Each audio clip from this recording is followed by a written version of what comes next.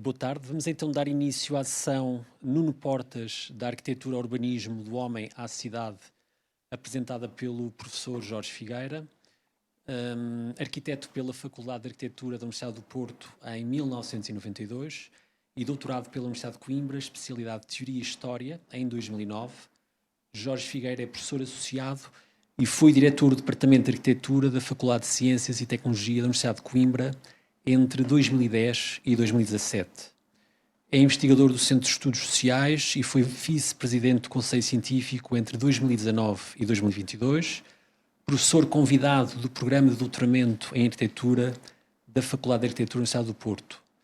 Autor de livros, entre os quais Escola do Porto, um mapa crítico, Coimbra Edlarc 2002, A Noite em Arquitetura, Relógio d'Água 2007, Macau 2011, Circo de Ideias 2011, Reescrever o Pós-Moderno, Dafne 2011, A Periferia Perfeita, Pós-Modernidade na Arquitetura Portuguesa, anos 1960-1980, livro que penso resulta da sua tese de doutoramento, editado pela Caleidoscópio em 2014, Arquitectonique, Os Dias da Troika, Note 2016.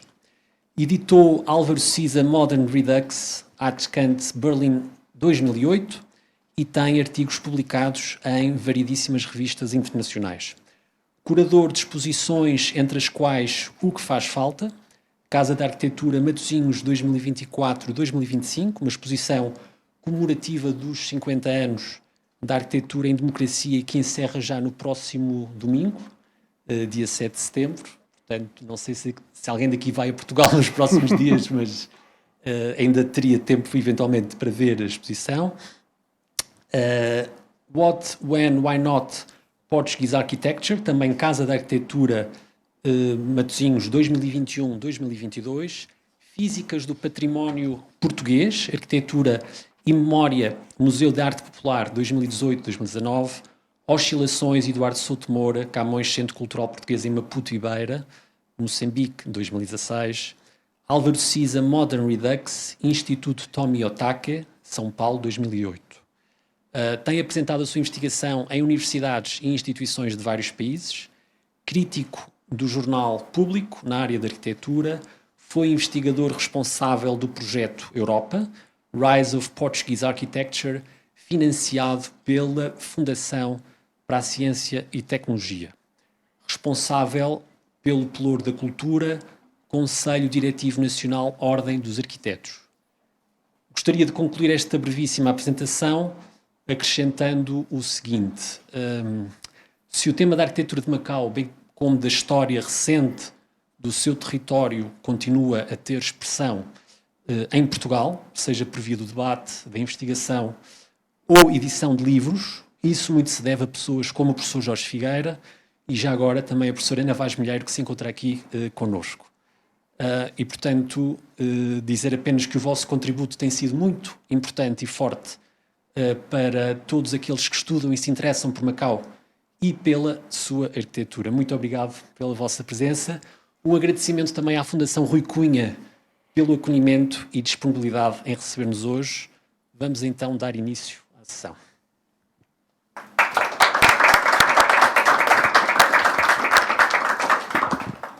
Muito obrigado. Queria começar naturalmente por fazer um agradecimento grato ao Tiago Quadros, à Margarida Saraiva, à Babel, por este convite. Naturalmente à Fundação Rui Cunha, que muito estimamos, e dizer que é uma honra, que é um prazer estar aqui convosco. Obrigado por terem vindo. Esta sala é acolhedora e é intimista e talvez isso faça sentido, porque eu vou falar de um homem que nos deixou no dia 27 de julho deste ano, portanto há cerca de um mês, mas sinto-me, enfim, motivado para o fazer e com legitimidade para o fazer, porque fui seu aluno, porque trabalhei com ele, porque fui tendo muitas conversas com ele ao longo do tempo e pude testemunhar a sua inteligência, o seu gosto pela controvérsia, a sua dureza, do ponto de vista também pessoal. E de facto, eu escrevi para o jornal, como falava o Tiago, e a primeira frase quando ele morreu, a primeira frase que eu escrevi foi: há homens insubstituíveis, negando aquele advérbio que diz que não há homens insubstituíveis. No caso do Nuno Portas, ele não é substituível, e algumas das breves palavras que eu vou aqui dizer, de alguma forma, pretendem demonstrar uma espécie de trajeto fulminante, meteórico e longo que Nuno Portas tem na arquitetura portuguesa, na cultura portuguesa. Ele passa muito para lá da questão da arquitetura propriamente dita, até porque, como veremos, ele vai fundamentalmente interessar-se pela questão do urbanismo e da cidade, vindo aqui a Macau, aliás, e eu falarei sobre isso um pouco no fim da minha apresentação. É claro que é muito difícil, principalmente para quem não o conheceu pessoalmente, dizer que ele era carismático, que era brilhante e que era uma figura contaminante, mas vocês têm que acreditar nas minhas palavras, quem não o conheceu. Mas talvez eu dei uma ajuda quando eu estava a pensar nisso hoje à tarde, quando estava a preparar o nosso encontro, porque eu cito muito. Ele vinha do reformismo católico, não é? Ele é da oposição ao regime, mas não do Partido Comunista, não é? Mas é um homem profundamente de Lisboa e da cultura lisboeta daqueles anos 50, dos anos 60, e eu acho que a verve e o lado controverso me fazem pensar também numa figura como o Manuel Vicente. São polos diferentes, atenção, são histórias diferentes, mas também o Manuel Vicente ou o Vítor Figueiredo ou outros críticos intelectuais, cineastas. O Nuno Portas começa por escrever sobre cinema, começa por ser crítico de cinema e depois dá conta que é mais importante ser crítico de arquitetura porque não há nenhum crítico de arquitetura e muda de canal. Mas enfim, há uma verve lisboeta daquele período, de figuras muito, a certa altura, muito ácidas, muito duras, e muito sensíveis também, não é? E eu acho que também por comparação, embora o Nuno Portas não se possa comparar, talvez a gente encontre alguma das possibilidades de o ver, ou de o olhar, ou de o pensar. Eu acho que no Porto as figuras, a controvérsia é outra, o modo de estar é talvez menos assertivo. Enfim, teríamos que falar sobre isso noutra conferência. Bom, para dizer, ele começa por ser um crítico de arquitetura. Ele toma conta da revista Arquitetura com um grupo de arquitetos em 1957. Ele é extraordinariamente precoce na sua atividade. E em 59, imagina, em 1959, já foi há algum tempo, escreve um texto chamado Responsabilidade para uma Novíssima Geração do Movimento Moderno. E nesse texto de 59 ele faz um manifesto para aquilo que deve ser a arquitetura portuguesa nas próximas décadas. Ele basicamente chama a atenção de que os arquitetos devem estar atentos ao conteúdo das suas formas e não só às suas formas. Portanto, ele começa desde cedo com um discurso altamente moral ou altamente ético sobre a arquitetura e sobre os arquitetos. Eu até escrevi aqui uma frase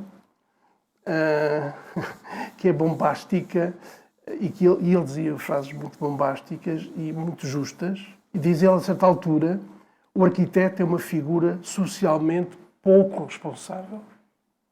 Isto define completamente a sua caminhada enquanto arquiteto. A ideia é que os arquitetos são socialmente pouco responsáveis. E, portanto, ele fará a crítica da arquitetura, ele, salvo melhor opinião, inventa a crítica da arquitetura em Portugal, talvez com o Pedro Vieira de Almeida, com quem partilhava também um trabalho crítico, E, portanto, ele de alguma forma começa a escrever, não é que não houvesse escrita sobre arquitetura antes, mas ele começa a escrever com cientificidade, para lá da intuição, para lá da questão artística. Ele começa a escrever de uma maneira mais informada, mais culta. E acabará por ser muito claro nos 2 livros que publica nos anos 60, A Arquitetura para Hoje, em 1964, e A Cidade como Arquitetura, em 1969. Reparem, estes 2 livros são 2 ilhas isoladas no país, de alguma forma amarrado, que era Portugal, mas ele não está nada interessado em discutir a questão portuguesa ou a questão do regime, pelo menos naqueles livros. Ele está interessado em fazer uma espécie de adjornamento, de atualização daquilo que é a cultura portuguesa na arquitetura com aquilo que acontece, nomeadamente na Europa e no mundo.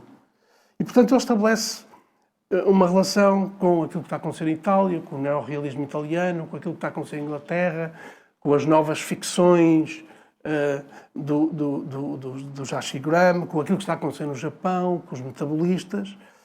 E ele é duríssimo e muitíssimo crítico, seja em relação ao neorrealismo italiano, seja em relação aos metabolistas, seja em relação ao Brasília. Ele, de alguma forma, era de facto um ser crítico, no sentido em que ele não se adequava a nenhuma forma de pensar que fosse já feita ou resolvida. E, portanto, a sua atividade significa aquilo que eu escrevi aqui, uma aceleração do pensamento. Não é que não se pensasse sobre a arquitetura antes, em Portugal, mas ele acelera, ele cria uma espécie de vertigem sobre aquilo que pode ser a arquitetura, sobre aquilo que pode ser a crítica da arquitetura. E, portanto, dessa aceleração ninguém sai vivo. Quer dizer, ele toca em tudo e toca inclusive no Porto, porque ele começa a publicar Os Arquitetos do Porto. Ele percebe cedo, nos anos 60, que o Fernando Távora e que o Álvaro Siza são figuras que têm que ser publicadas em Lisboa. E, portanto, ele vai chamá-los e vai publicá-los, e isso é também fundamental para começar a ver um certo sentido que Portugal não é só Lisboa, não é? É claro que isso é nos anos 60, depois nos anos 80 haverá uma guerra profunda entre as 2 escolas, mas isso é também outra conversa. Queria-vos dizer também outro ponto fundamental sobre Nuno Portas, que é aquilo que hoje chamamos pomposamente internacionalização. A internacionalização é fundamental para os cientistas, para os académicos, para os arquitetos, e ele, na verdade, é o primeiro homem a internacionalizar a arquitetura portuguesa. Ele viaja, tem uma rede de contactos importantíssima em Espanha, em Itália, um pouco também nos Estados Unidos da América, e, portanto, ele começa a criar canais internacionais. Porquê? Porque é destemido, porque avança primeiro e pensa depois, porque tem essa vontade de expansão do pensamento de Portugal, não é? Da arquitetura portuguesa. E quem é que ele verdadeiramente coloca como protagonista, que depois se revelará um protagonista natural? É o Álvaro Siza, não é?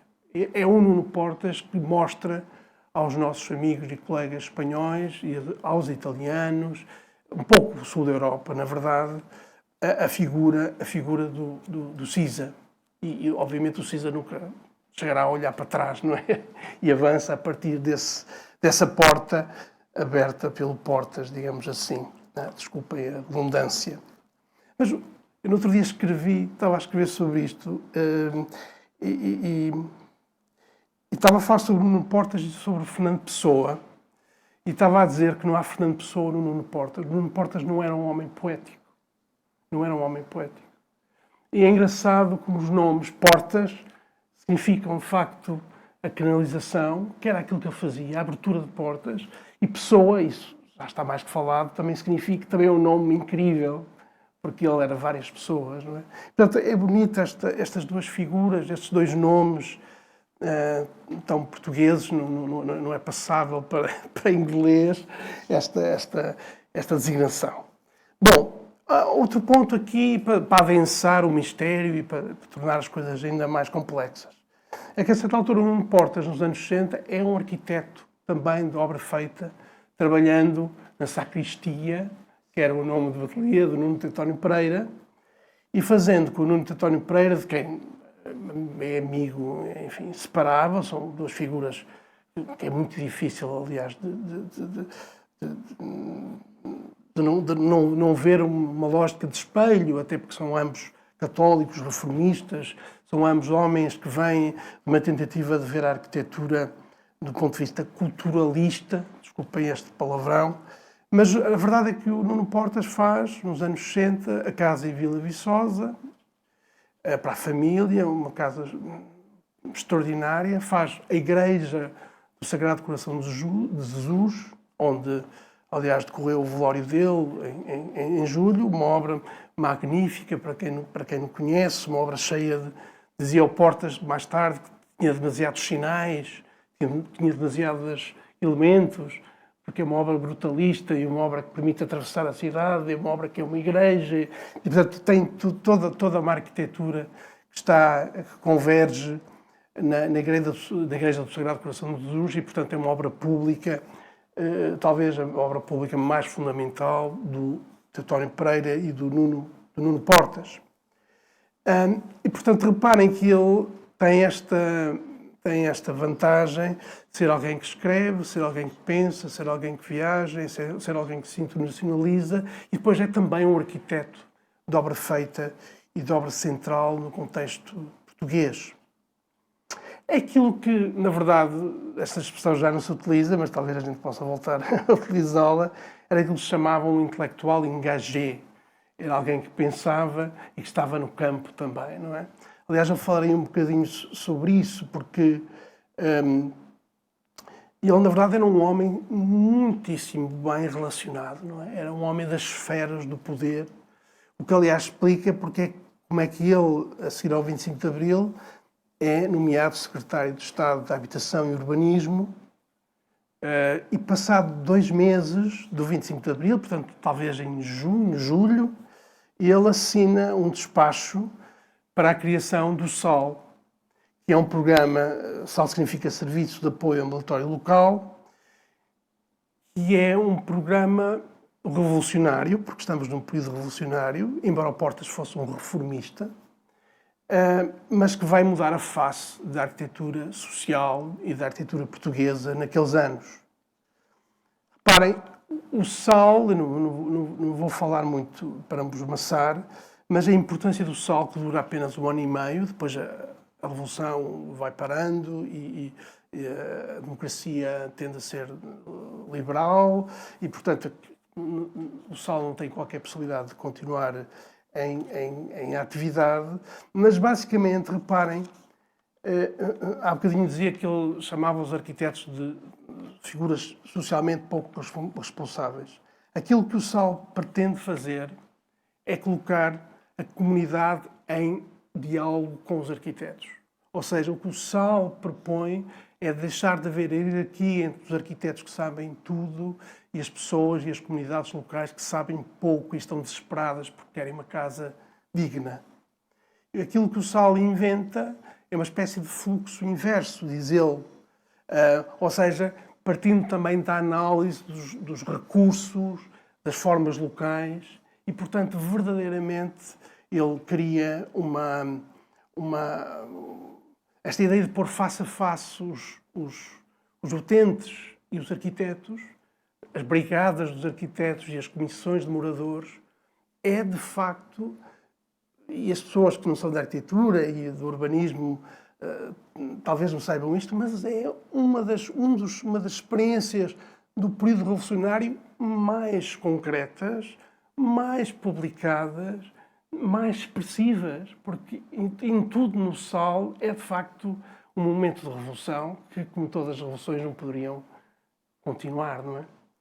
Bom, e reparem, o SAL é, neste momento, houve uma espécie de luto, depois da Revolução se normalizar.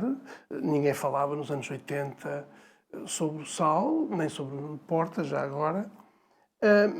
Mas depois, como as coisas são cíclicas e como as coisas que têm importância tendem a voltar, se a história for justa, a história não é justa, mas o SAL é um motivo, o programa de habitação social revolucionário, digamos assim, é motivo de investigação permanente e é para os novos ativistas e para quem defende os modelos participativos uma espécie de referência de talismã.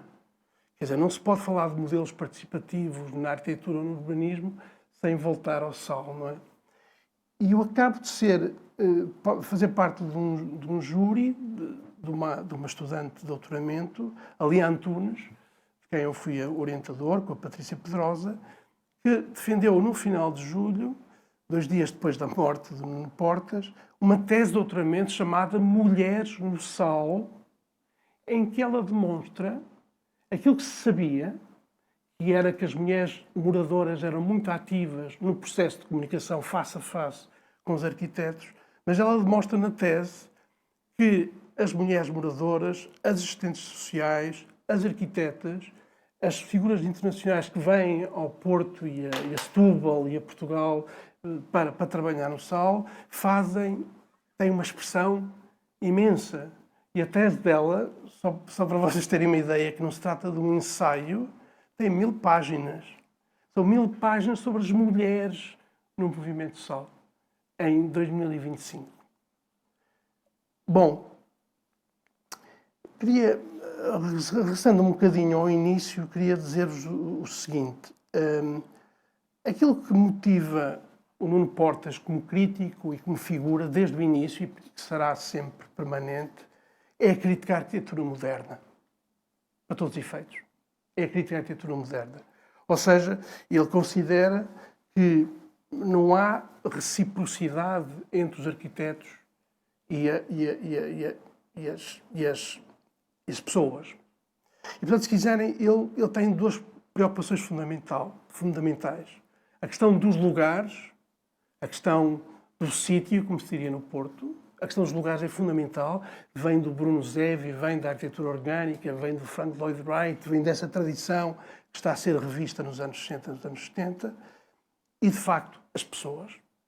Ele é absolutamente impiedoso no sentido de dizer o arquiteto não é um demiurgo, a arquitetura não é mágica e, portanto, são as pessoas que têm que ser ouvidas. O que é que vai dar aqui massa crítica ao pensamento do Nuno Portas?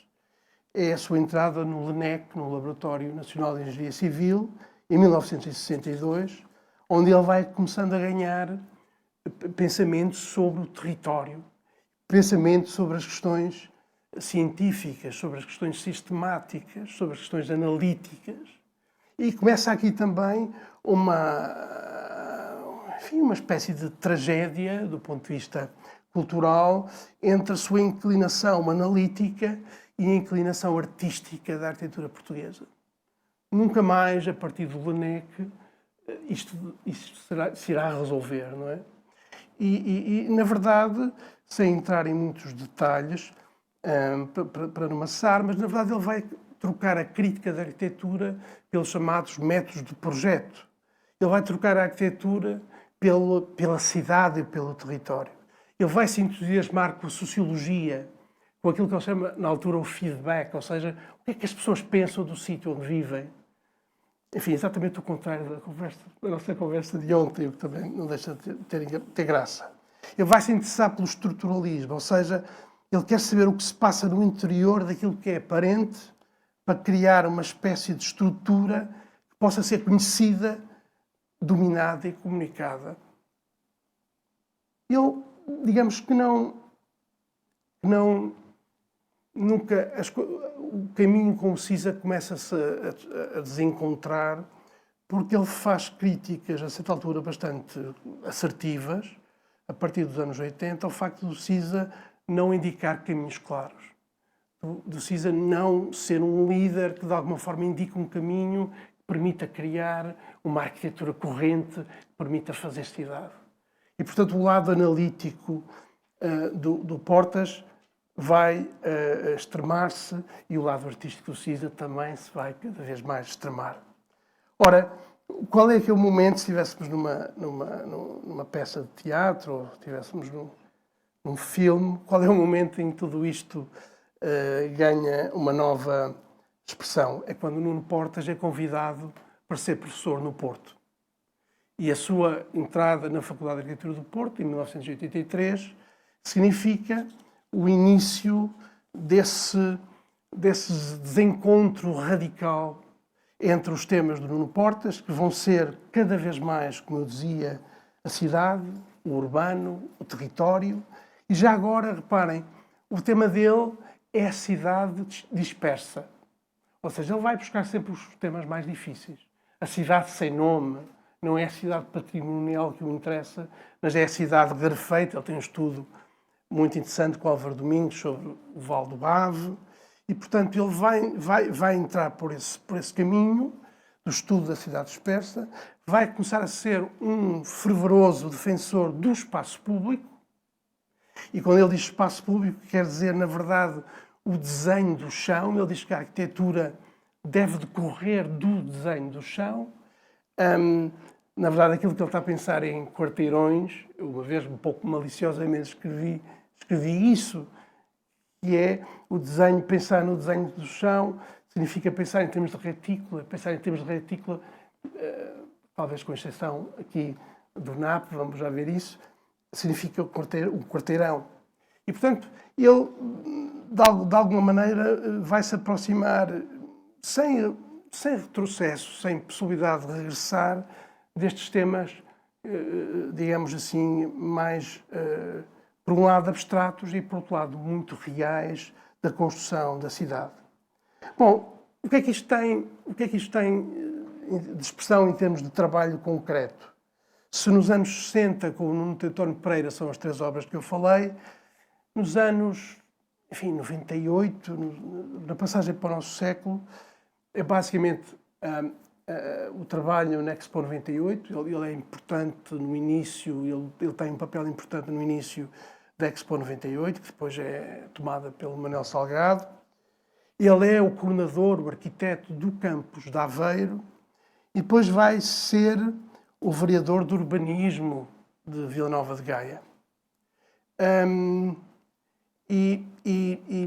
Portanto, começando a terminar a minha fala, é interessante nós pensarmos como ele,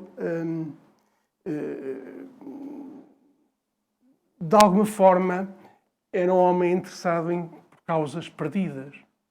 Estas causas perdidas que, de alguma forma, como direi no fim, são causas extremamente atuais. E é interessante pensar que, sendo um homem muito ligado ao poder, sendo um homem muito ligado às altas esferas do poder, na verdade, ele nunca teve uma participação ou nunca teve um reconhecimento à altura dessas ligações. Talvez por ser demasiado independente, talvez por ser demasiado inteligente, talvez por ser demasiado truculento, mas eu acho que é uma perca seguramente para Portugal, para o urbanismo, para as cidades, enfim, que agora já não poderá ser resolvida. Mas reparem, os temas perdidos dele, ou as causas perdidas dele, são dominantes culturais hoje. Aquilo que é um certo ódio pela arquitetura iconográfica por parte de um elitismo anti-arquitetura, e ele não era um elitista anti-arquitetura. Ele era, quanto muito, um populista anti-arquitetura. Mas, de alguma forma, esta coisa que hoje está muito patente nas novas gerações, e não só, de achar que a arquitetura comete excessos e que a arquitetura não pode ser apenas forma, era claramente a posição dele. Reparem, há um certo momento na Europa, basicamente os anos 90, não é? Com o fim da história, em que se pensa que as coisas estão resolvidas. E o próprio urbanismo, não se pode pensar Macau sem urbanismo, não é? Mas a certa altura pode-se pensar, ou podia-se pensar Portugal, nos anos 90, sem urbanismo, no sentido em que já estava tudo mais ou menos desenhado, mais ou menos planeado. Hoje sabemos que não é assim. Portanto, eu acho que a causa do urbanismo, a causa do planeamento voltou a ser urgente, e isso é também uma vitória de Nuno Portas. a cientificidade, não é? A ideia que não se resolve tudo apenas com o gesto artístico, mas esta é uma história ainda em progress, não é? Porque a arquitetura portuguesa vive claramente dessa tensão artística, desse amor às belas artes, da questão do esquiço e, portanto, de alguma forma esta questão não está resolvida, mas uma coisa é certa, os métodos colaborativos impuseram-se completamente, não é? E os métodos do feedback e da mesma mesa onde estamos todos impuseram-se totalmente, e isso é também uma vitória do Nuno Portas.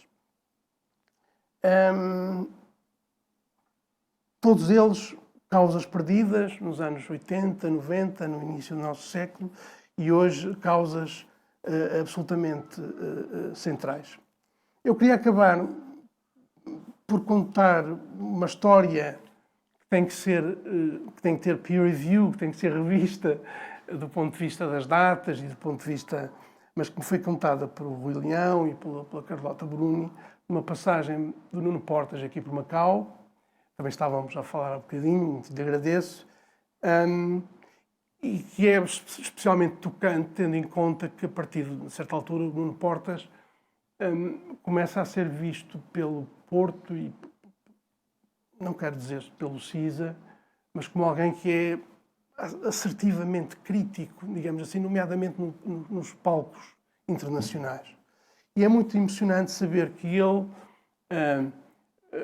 gostou de ver o NAP, gostou de ver a implementação e o plano do CISA para a expansão de Macau, talvez por ter a retícula.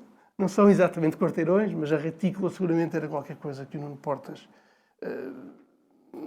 se sentia como identitário, e acho que ainda é, e acho que é hoje aqui em Macau. E depois, do outro lado do mundo, do outro lado da vida, ou seja, aqui em Macau, com Manuel Vicente, ele ter-se emocionado visitando a capela do orfanato Ellen Liang, é a primeira obra que Manuel Vicente constrói aqui, e que ele não conhecia, ou seguramente não tinha ainda visitado, e obviamente que o orfanato Ellen Liang é uma obra muito ligada ao Távora, ligada ao Teutónio Pereira, e portanto faz todo sentido que ele se tenha emocionado a ver a capela de Manuel Vicente. E, enfim, com estes elementos e com esta referência a Macau, que tem que ser investigada, estou à vossa disposição para conversar um pouco. Obrigado.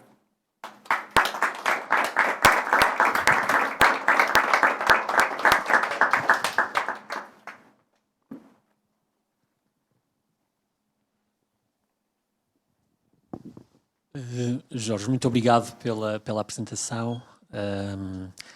Não sei se alguém tem alguma pergunta. Eu talvez tenha uma pergunta a fazer. Eu gostava de começar por dizer que fui aluno também de Nuno Portas, e foi com Nuno Portas, naturalmente, também talvez com o arquiteto Alexandre Alves Costa, que nós, alunos, fomos capazes de perceber, de aprender que a cultura de um arquiteto não pode ser exclusivamente arquitetónica. E, portanto, era muito comum o arquiteto Nuno Portas trazer para dentro da sala de aula, por exemplo, filmes, não é?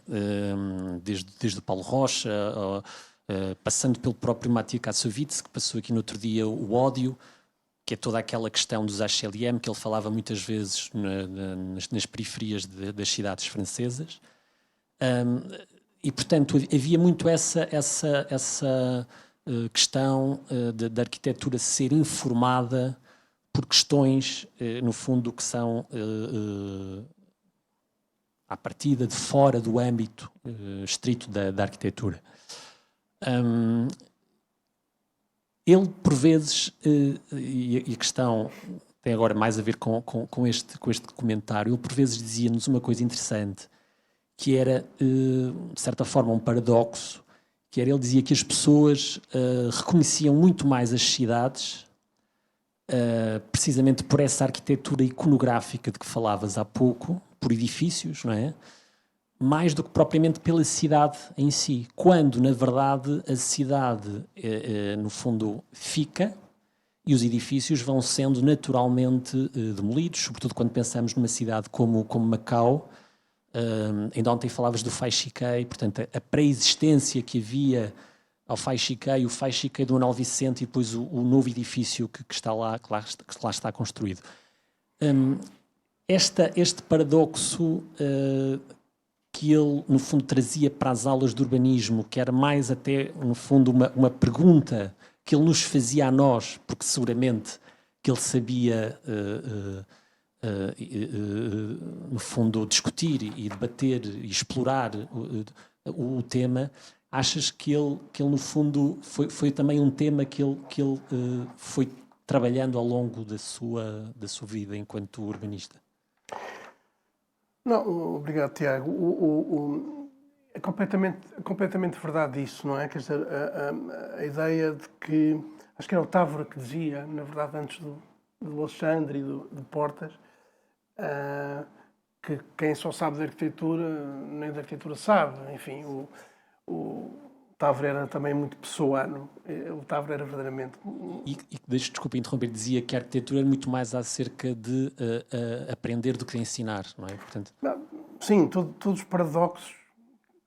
Em arquitetura, ao contrário, também é verdade, não é? Que é uma coisa também que ele refere, também se refere ao Fernando Pessoa. Mas é verdade isso, quer dizer, Nuno Portas é a cidade como tensão em relação à arquitetura, o Sandro Alves Costa é a política, é um homem extraordinariamente político no seu envolvimento com o sal e com toda a história política de Portugal, e o Távora com a história, não é? Com a história propriamente dita, com a história da cultura, não é? Portanto, como tu bem dizias, estas também são as minhas referências, foram meus professores.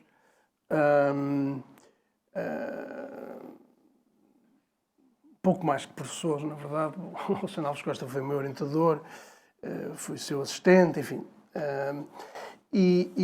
Mas são figuras que quer dizer, não temos problemas com os arquitetos que falam de arquitetura. Eu, eventualmente, estou sempre neste paradoxo, não é? De falar de arquitetura a não querer falar de arquitetura. Queria dizer também o seguinte. O Nuno Portas vem de dentro da arquitetura, não é? E ele vai depois ficando de saco cheio, não é? Quer dizer, ele precisa de expandir, precisa sair do objeto, precisa sair da discussão orgânico versus racionalismo, da trinca arquitetónica, para pensar em coisas que são mais profundas, que são mais extremas, que é a cidade, a construção da cidade, o modo como as pessoas vivem.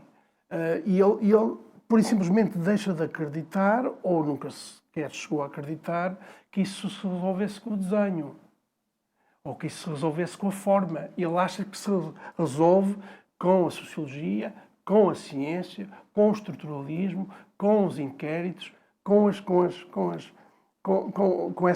esse momento em que se coloca toda a gente na mesma mesa. Para, eu fiz um trabalho para ele, para a disciplina dele, que a certa altura era um desenho, e depois o comentário dele, e só o comentário dele resume tudo aquilo que eu tentei dizer hoje.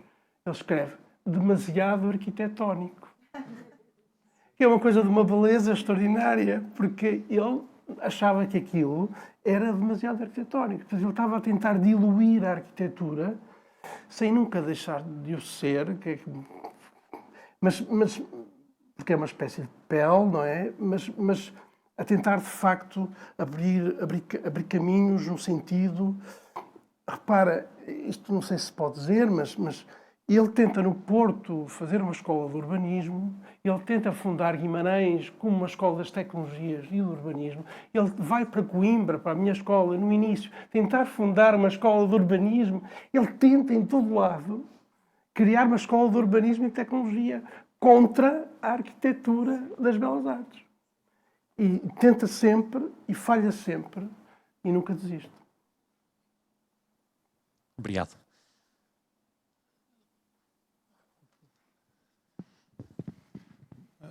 Muito obrigado pela brilhante apresentação. Sou Francisco Pinheiro, arquiteto aqui na Cauda.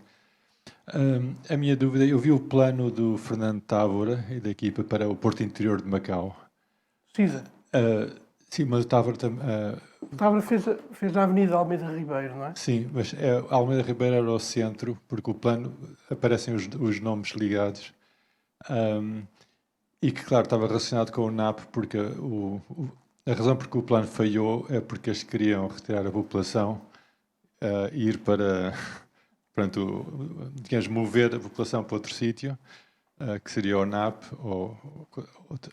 e que o governo depois pôs o plano que era bastante completo, tem a circulação, habitação, património, ficou arquivado. Eu fiquei, felizmente, com uma cópia desse arquivo, mas a razão do arquivo que me disseram foi porque não era prático mover a população num ambiente cultural diferente. Portanto, a minha pergunta é: o Nuno Portas teria conhecimento desse plano, dessa situação?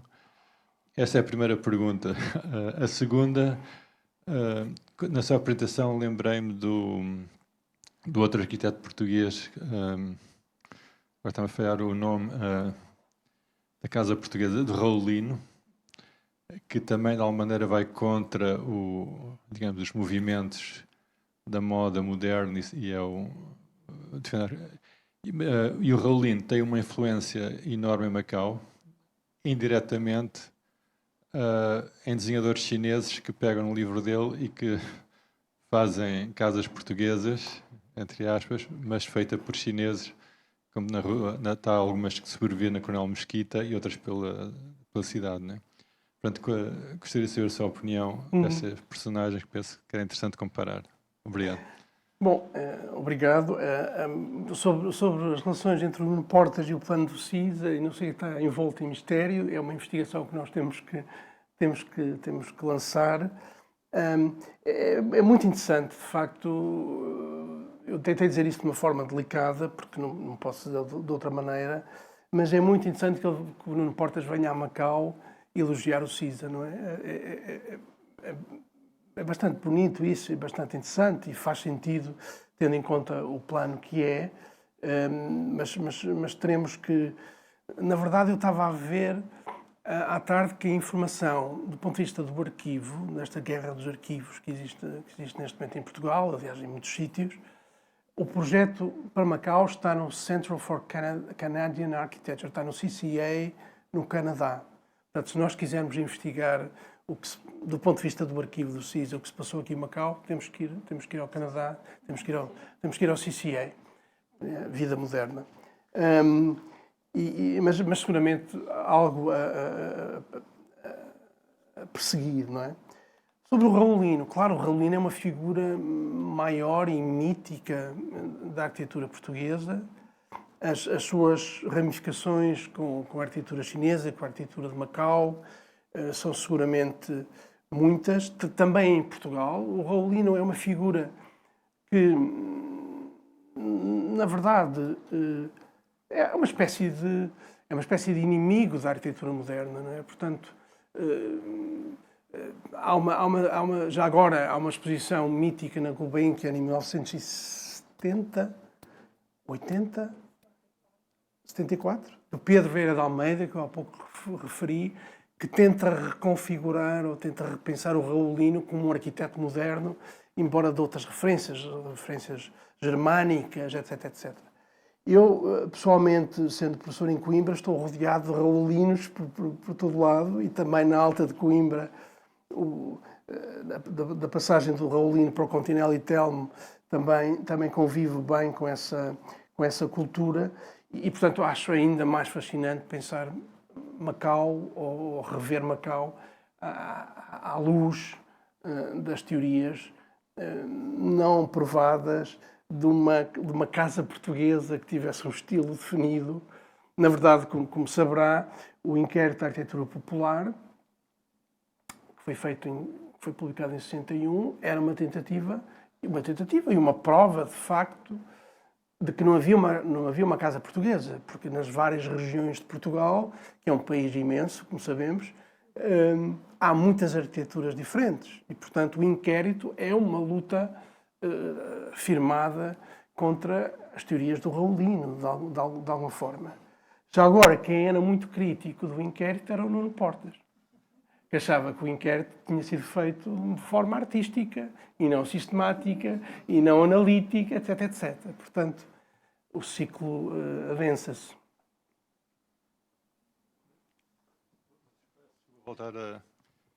Em Portugal tem o arquivo deste plano que foi dirigido pelo Fernando Távora, sobre o Macau, ou não tem?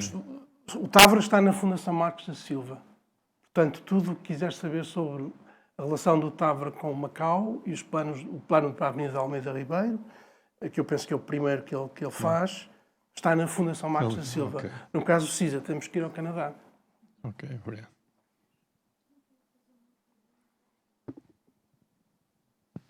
Portanto, queria agradecer muito, gosto sempre, fico deliciada a ouvir-te. A pergunta que eu tenho tem a ver com, portanto, as causas falhadas, não é? As causas falhadas do Nuno Portas. E a pergunta que eu faço é a seguinte: com base em que factos podemos nós hoje concluir, conforme disseste, a causa do urbanismo participativo é uma causa ganha? É porque a mim, que não sou arquiteta, parece-me uma causa inteiramente falhada. Margarida, em Macau teria dificuldade em falar, naturalmente, vocês sabem muito mais do que eu. Em Portugal e no contexto europeu, a questão do colaborativo e do participativo e da sustentabilidade e da não arquitetura e do ativismo estão completamente em cima da mesa, seja nas escolas, seja nos centros de investigação, seja nos jornais. É um tema, com tudo aquilo que depois se transforma um bocadinho em caricatura quando é excessivo, mas é um tema absolutamente fundamental do ponto de vista de uma cultura que leva, para te dar um exemplo concreto, leva a que estudantes meus, finalistas de Coimbra, abandonem o curso ou abandonem a profissão e vão para a Baixa de Coimbra construir com as suas próprias mãos pequenas obras para os moradores. Portanto, a ideia do processo participativo, do processo colaborativo, é muito presente, eu diria, até dominante do ponto de vista cultural e portanto,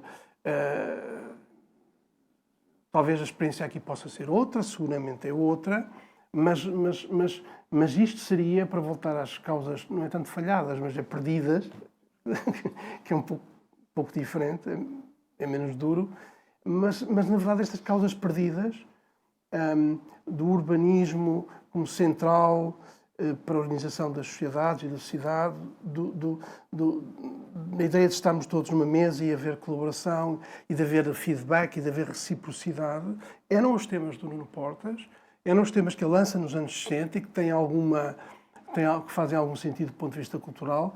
Depois dos anos 80 arrasam com isso, porque é os anos em que claramente a forma da arquitetura toma conta, os arquitetos transformam-se em artistas, é a sociedade que pede aos arquitetos que sejam artistas. A sociedade chama os arquitetos para o espaço público, no sentido de mostrarem aquilo que sabem. E os arquitetos respondem nesse sentido. É isso que é o Frank Gehry, é isso que de alguma forma é o Álvaro Siza. Só que depois, e a questão é cíclica, depois, obviamente, que há os excessos que vêm com essa chamada para estar no centro da cidade, não é? Quando nós visitamos, e nós fazemos isso todas as semanas, em Paris, a Fundação Louis Vuitton, do Frank Gehry, é muito difícil não ficar chocado com o lado ostensivo e hiper rico daquela arquitetura. O Frank Gehry é um judeu que vem do Canadá, é um homem afável, é um amigo do CISA, que está, a certa altura, envolvido nisto. Ele tem, eu não posso agora fazer esse gesto, mas há um jornalista em Oviedo, em Espanha, que lhe pergunta isto que eu te estou a dizer. E ele responde-lhe fazendo um gesto com a mão, chamado middle finger, e essa imagem é célebre. É assim que o Frank Gehry, que é um homem afável do Canadá, responde aos críticos da arquitetura iconográfica. Mas para dizer, sem dúvida, que mesmo para lá dos excessos não se voltará.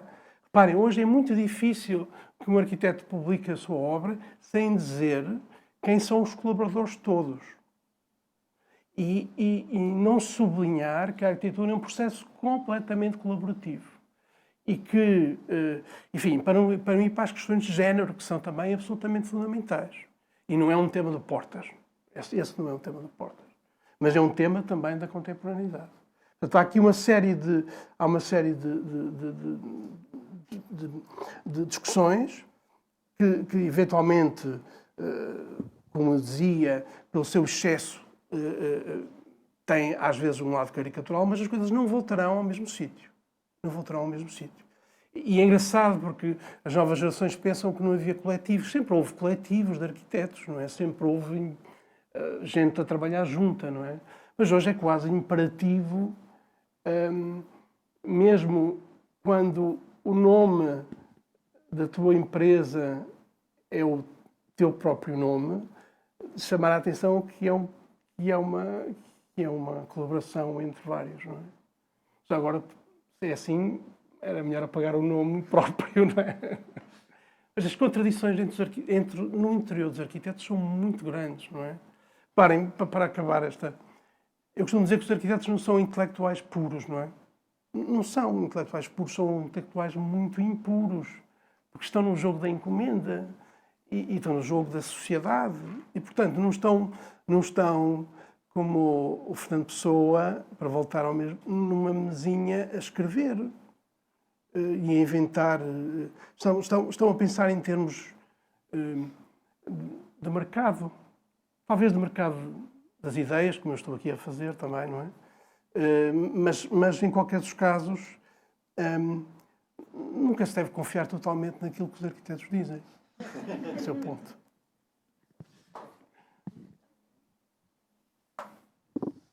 Não sei se mais alguém tem alguma questão. Mário. Boa tarde. Percebo particularmente o seu conhecimento das várias vertentes da personalidade de Nuno Portas. E ela estende-se a vários domínios, nomeadamente do presentemente ainda qualquer utilizador de uma habitação ainda usa, nomeadamente o que é um T1, um T2, um T3, um T4. Isso é esse lado exato de sistematização que foi o meu primeiro contacto com toda a dimensão intelectual do Nuno Portas, pelo aquele manual que ele publicou ainda no Laboratório de Engenharia Civil, que era qualquer coisa como as áreas, não, as funcionalidades e exigências das áreas da habitação, que era uma coisa perfeitamente exaustiva. E a razão porque todas aquelas dimensões tiveram uma repercussão diretamente na habitação social, porque elas eram as mesmas mínimas que eram necessárias, em que cada espaço da habitação estava definido, caracterizado, dimensionado, com a identificação de todas as funções e dos espaços que eram necessários para essas funções. E isso é o que persiste ainda hoje para a população quando vai arrendar ou comprar uma casa, quer saber se é um T0, um T1, um T2 ou um T3, porque isso tem tudo uma definição própria que foi Portas que fez isso.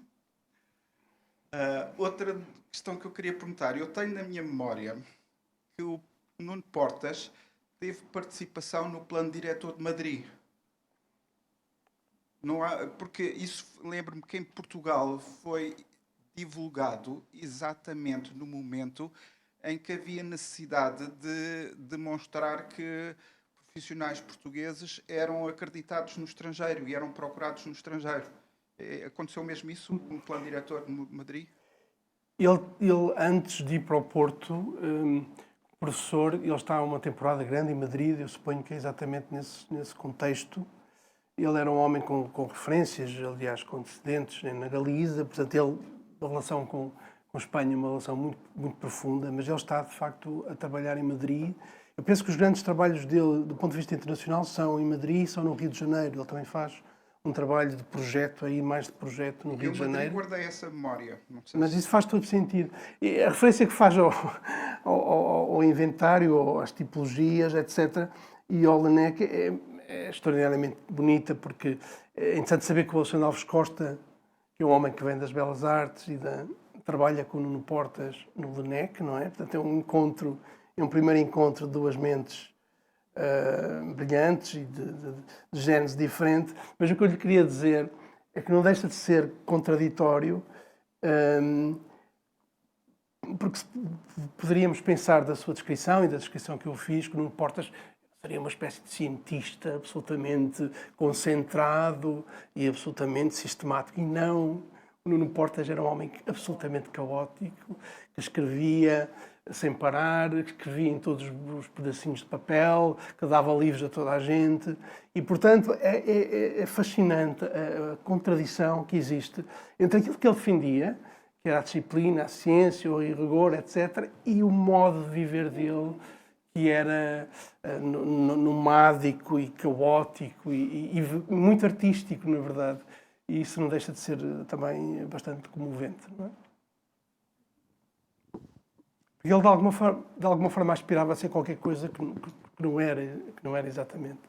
E eu tive, como eu estava há pouco a dizer, só para fechar assim que acabei o curso, porque eu tinha feito uma revista na faculdade, ele convidou-me para fazer um estudo comparativo do ensino de arquitetura em Lisboa e no Porto, e conseguiu arranjar-me um gabinete na faculdade, que era o melhor gabinete da faculdade. De arquitetura, estive durante um ano a trabalhar num gabinete da Faculdade de Arquitetura e pude estar com ele muitas vezes, porque ele era também o avaliador dos cursos de arquitetura em Portugal, e eu era uma espécie de relator, e pude estar imensas vezes com ele e andar de carro com ele, e ele perdia-se na autoestrada e punha as coisas todas ao contrário, e era um homem absolutamente caótico, distraído, um pouco a figura do excêntrico, num sentido mais bonito do termo. Aliás, eu tenho pensado muito nisso, não é? Hoje em dia já não é possível ser excêntrico, não é? A excentricidade morreu, não é? Porque hoje em dia um excêntrico é apenas alguém desfasado das redes sociais, não é? E ele era profundamente excêntrico, num sentido bonito, elegante, humanista, contraditório, como já não é possível ser excêntrico hoje.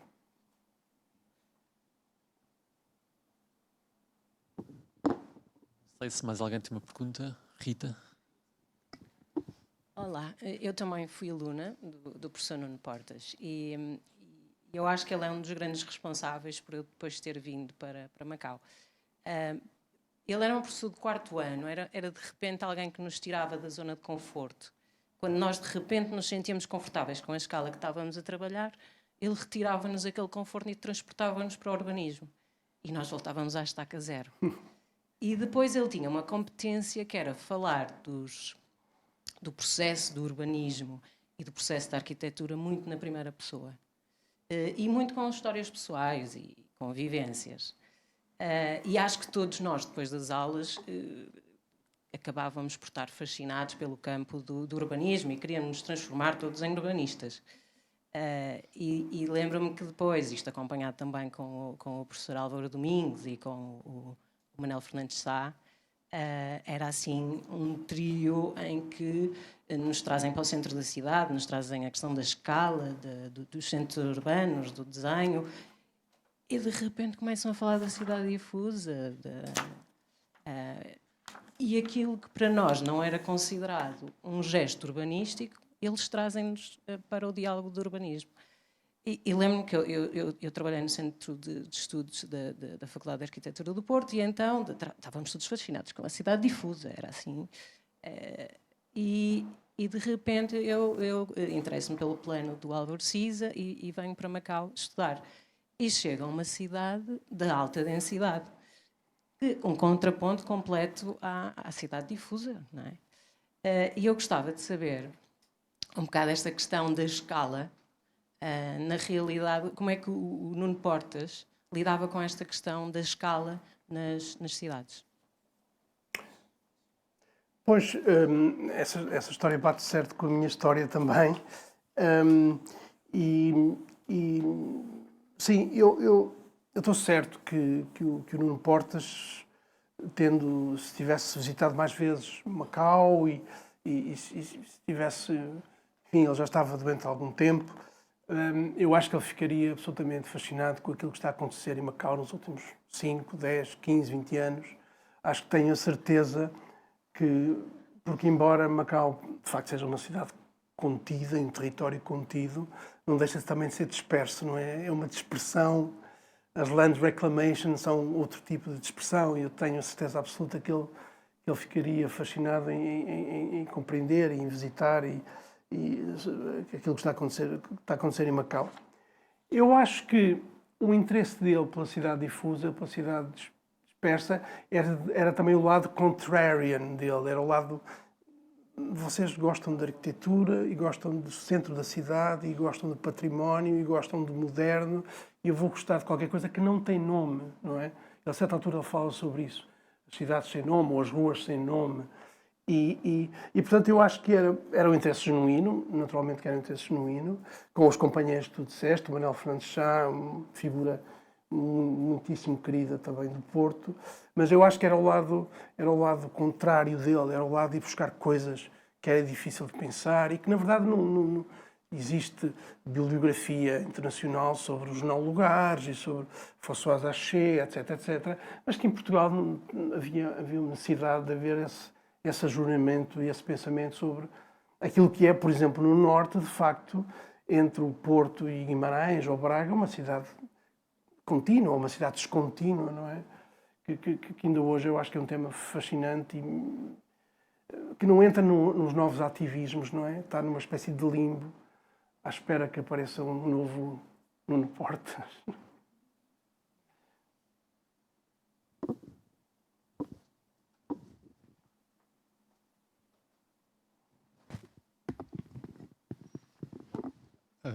Só uma pergunta que falou que o arquiteto, o Nuno Portas dizia que os arquitetos não eram sociais ou porque Socialmente pouco responsáveis. E estou totalmente de acordo.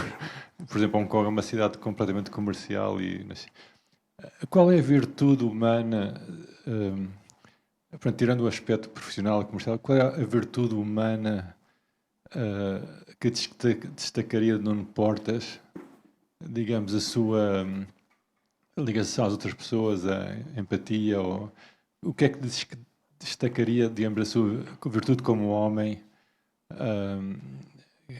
que torna tão admirável no seu discurso? Eu não gostaria de entrar em detalhes muito pessoais, não é? Eu tenho uma ideia muito precisa sobre aquilo que o Nuno Portas era, do ponto de vista humano, daquilo que eu fui conhecendo, de todas as pessoas com quem eu fui falando. E não gostaria exatamente de expressar isso, não é? Porque ficará para as minhas memórias. Mas queria lhe dizer que eu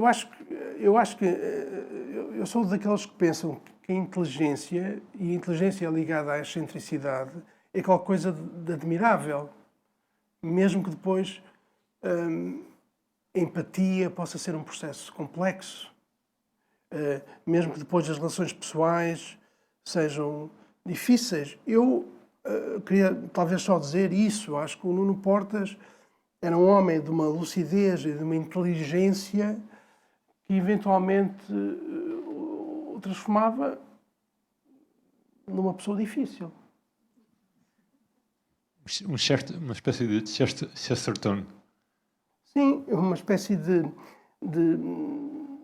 figura em que não se podia tocar, verdadeiramente. Quando se tentava tocar, ela já estava no outro lado. Obrigado. Não sei se há mais alguma pergunta.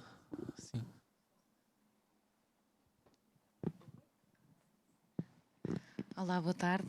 Antes de mais agradecer a conferência e todas estas partilhas. Eu, na realidade, venho como intermediária. É uma pergunta que o João Nuno estava a fazer, ele infelizmente não pôde estar presente, e ele pede exatamente se poderia contar a história do Nuno Portas a servir de intérprete ao CISA, em Itália. Aparentemente há uma história curiosa que gostavam que fosse partilhada. Isso é uma história, é uma das muitas histórias míticas do Porto e conta-se rapidamente. No after, no dia a seguir ao Sal, obviamente que os italianos... Está ali a Carlota, não posso... Está ali? Está ali? Não posso falar mal dos italianos. Mas eles estavam totalmente apaixonados e empancados pelo CISA e pelo Sal, etc. Portanto, é famosa uma turnê, um tour, que o Alexandre Alves Costa, o Nuno Portas e o Álvaro Siza fazem por várias universidades italianas. No ano a seguir, ou 2 anos a seguir, ou em 78, talvez, por aí. E então, na verdade, o que acontece é que o único que falava italiano, grosso modo, era o Portas. O Siza e o Alexandre Alves Costa falavam português, ou muito portunhol. E então a história é que o Siza falava e depois o Nuno Portas traduzia. E então a questão é que o Siza não acreditava que a tradução tivesse a ser fiel em relação àquilo que ele dizia. E, portanto, queixava-se imenso em público, e é uma piada muito trocada e muito gozada das traduções que o Nuno Portas fazia das falas do Siza e das falas do Alves Costa em Itália. E eles tinham razões para estar desconfiados dessa tradução. Mas é uma história belíssima. Obviamente que o Nuno Portas inventaria, com a maior das elegâncias, imenso aquilo que o Siza, que na altura era particularmente lacónico, agora, desde algum tempo, é um homem que fala abertamente, mas que era seguramente muito defensivo nesse período. E o Nuno Portas tinha que criar ali, no seu melhor italiano, uma narrativa para os nossos amigos apaixonados italianos pelo sal e pela arquitetura portuguesa. Muito obrigada.